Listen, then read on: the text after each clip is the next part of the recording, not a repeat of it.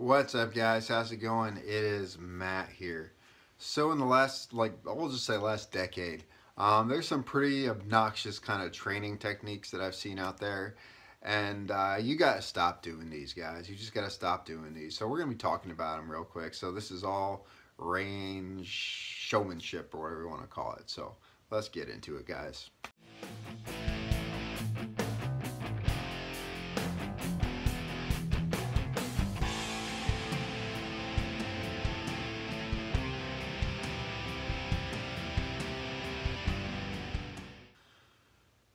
Now, how many times have you watched a YouTube video when someone's out there doing some training or something like that, and they start doing some strange things on camera that look kind of fast, that look kind of cool, but you look at that like, wow, what's the point of you actually doing that type of thing, and strategically or tactically speaking? So I'm going to be calling some of those things out, which I just think are ridiculous. Maybe you guys can explain why we do this, but it doesn't make any sense to me to do any of this stuff. So the first thing that I want to talk about, guys, is holstering. All right, now holstering is important. Obviously, we've got to get the gun in and out of the holster, but speed holstering.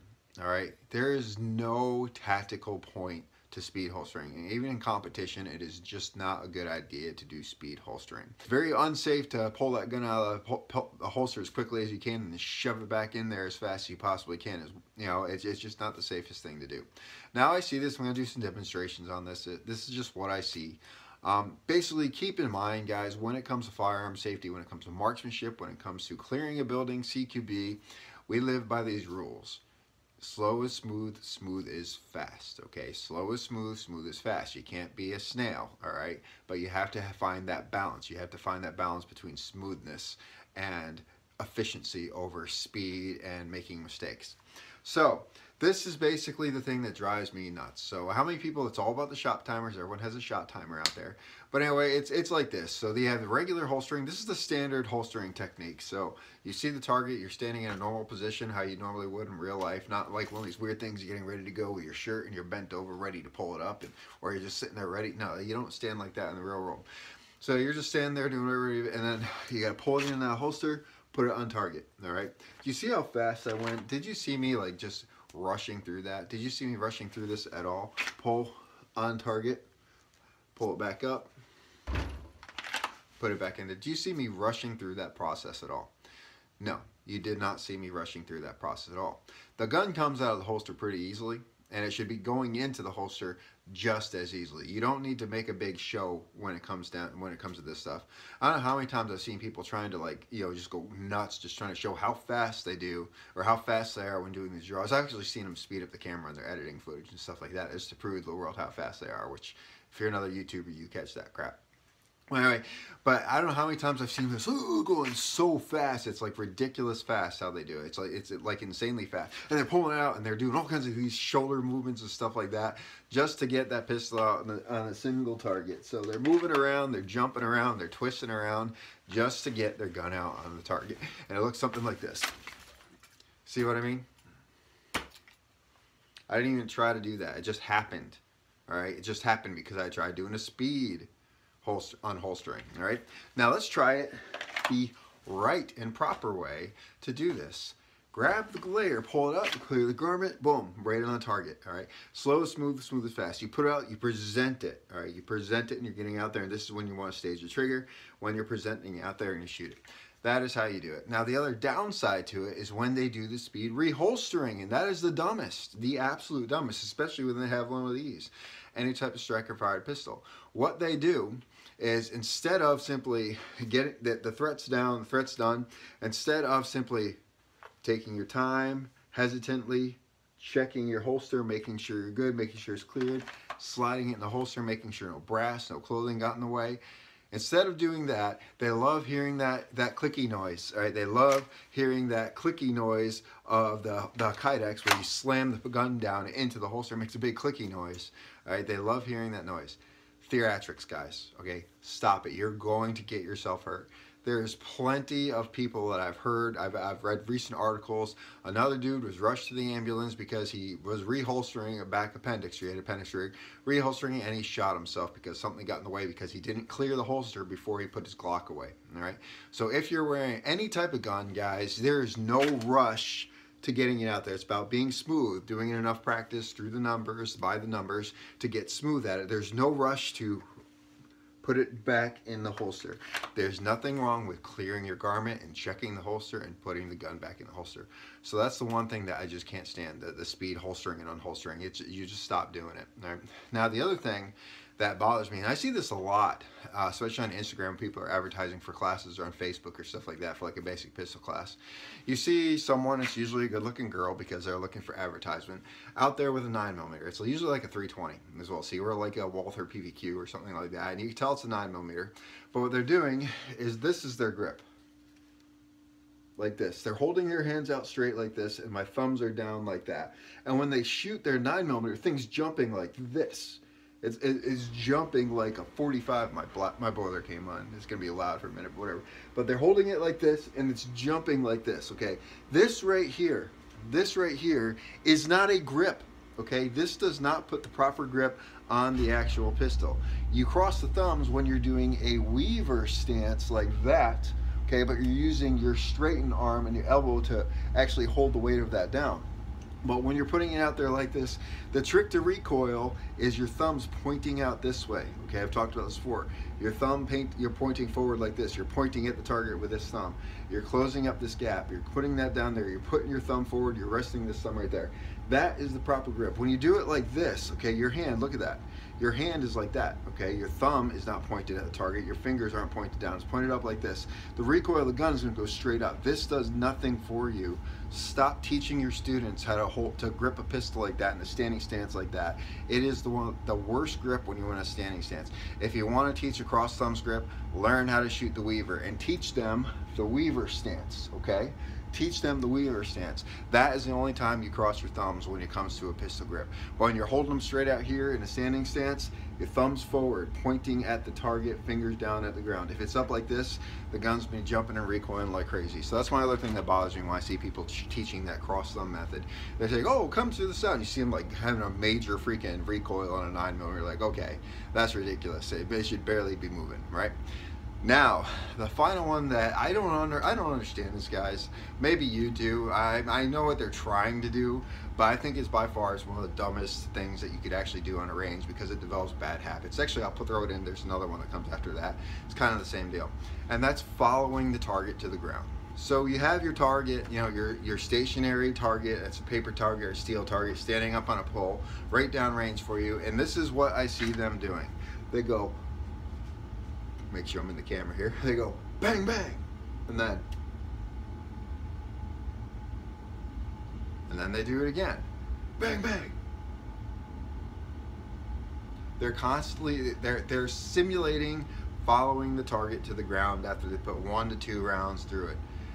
That is a really bad habit you're putting yourself into. When you're training this stuff and you do this stuff on a daily basis, you start developing muscle memory, which means you're doing stuff that you're just gonna randomly do.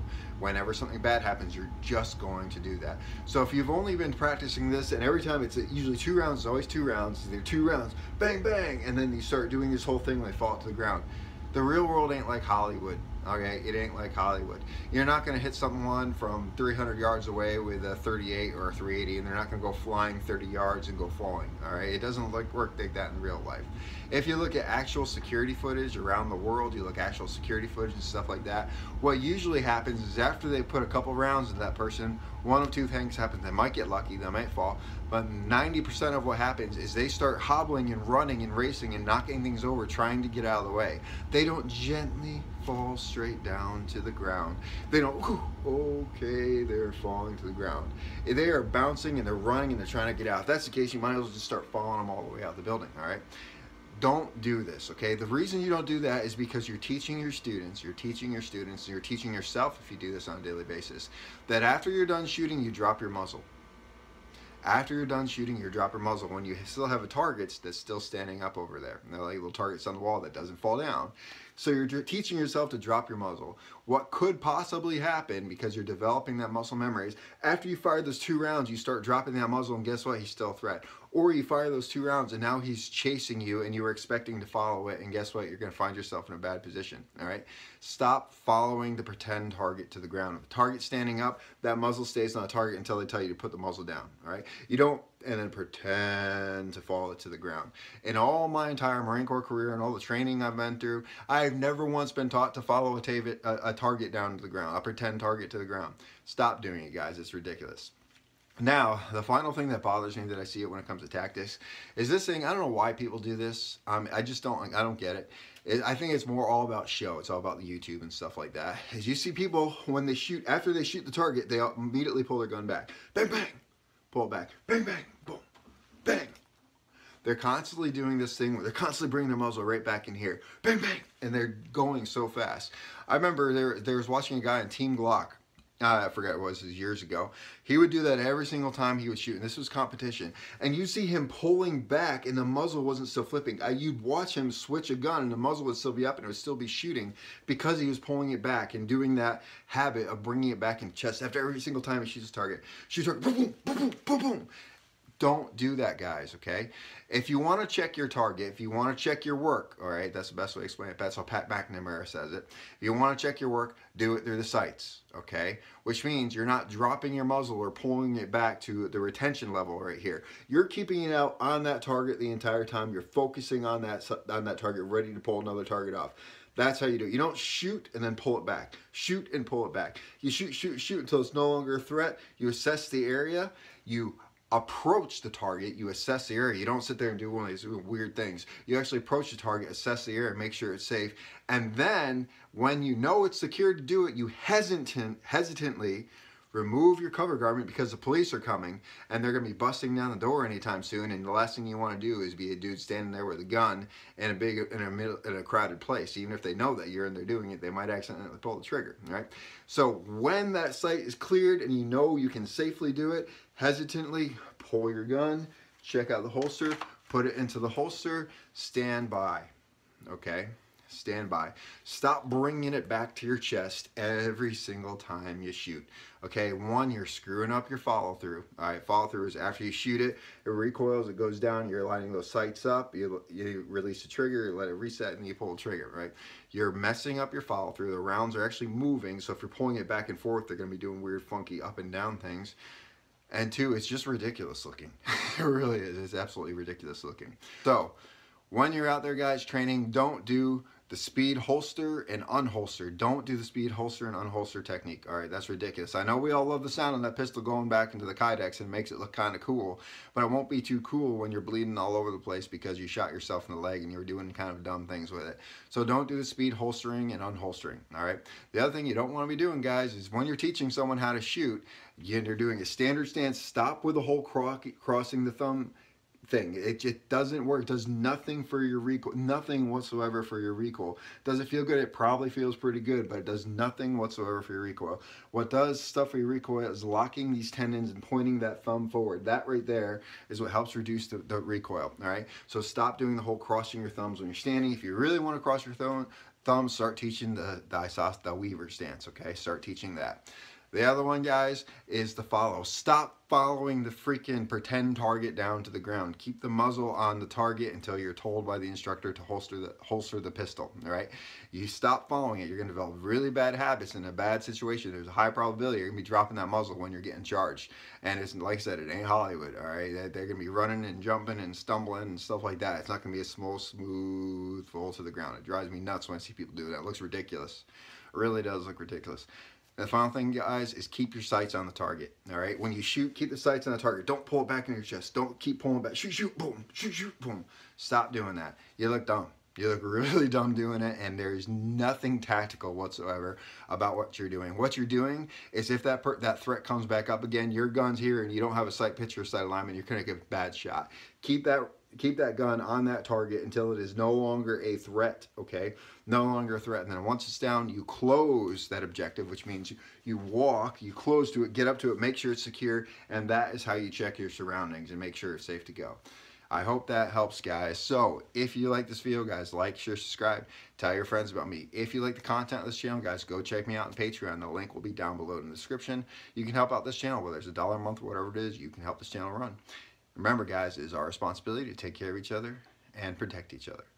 Peace.